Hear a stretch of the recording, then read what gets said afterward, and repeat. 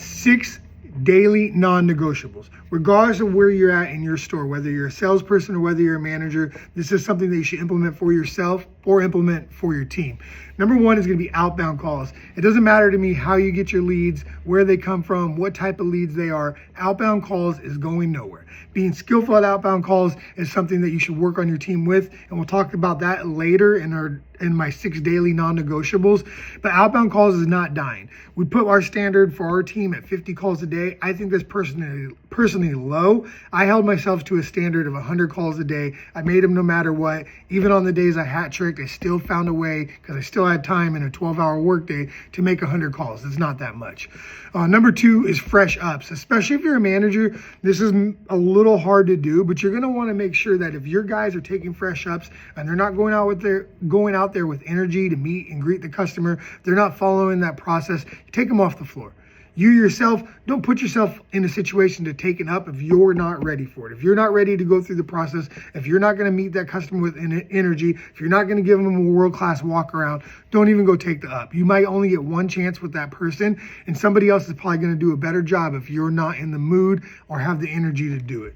Number 3 is follow-up. That should be a daily non-negotiable for yourself and for your sales team. Follow-up is the big separator, I believe, between successful salespeople and unsuccessful salespeople. You're not going to close everybody the first day. You can't get down on yourself about that, and you can't get in a mode of, I don't need to follow up, they'll get back to me. It's your job to follow up. They inquired with you. Buy or die. You have to adapt that mentality. Number 4 is social. Social media is obviously huge in this industry, or in this time when we're selling cars, and it's becoming a bigger factor in our industry.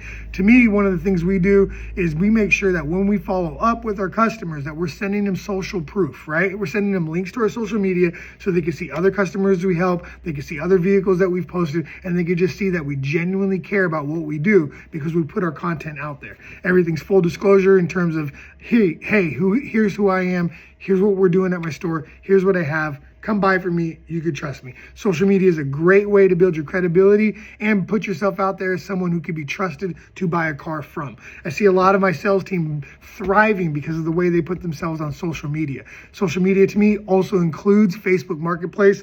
We have a standard where we require our salespeople to post 2 cars a day. Myself, I posted 4 to 5 cars a day. Once I got to the point where I had the store's entire inventory, it got a little easier because all I had to do was focus on taking in the fresh trades or the vehicles that we got at auction, okay? Number 5 is going to be product knowledge. If you're at a new car store, you owe it to your customers and yourself to know at least your brand well.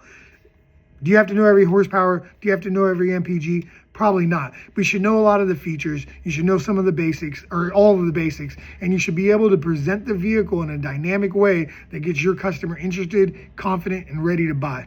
Number 6 is skill development. Whether it's how to close, present numbers, simple meet and greets, fact finds, whatever it is, daily you should be working with your team on developing their skills. And if your managers are not doing that, if your store does not do that, you should be seeking that stuff out. We call it YouTube University here. I only have so much time to train. I only have so much information that I can give you. You need to seek a lot of that out on your own. So go to YouTube University, check out some of the channels that are out there, learn, read a book, listen to a podcast, do whatever it is, work on your skills daily, and you'll be surprised how far you go. So those are 6 non-negotiables that you can implement for yourself or you can implement for your store, and you can do it on a daily basis.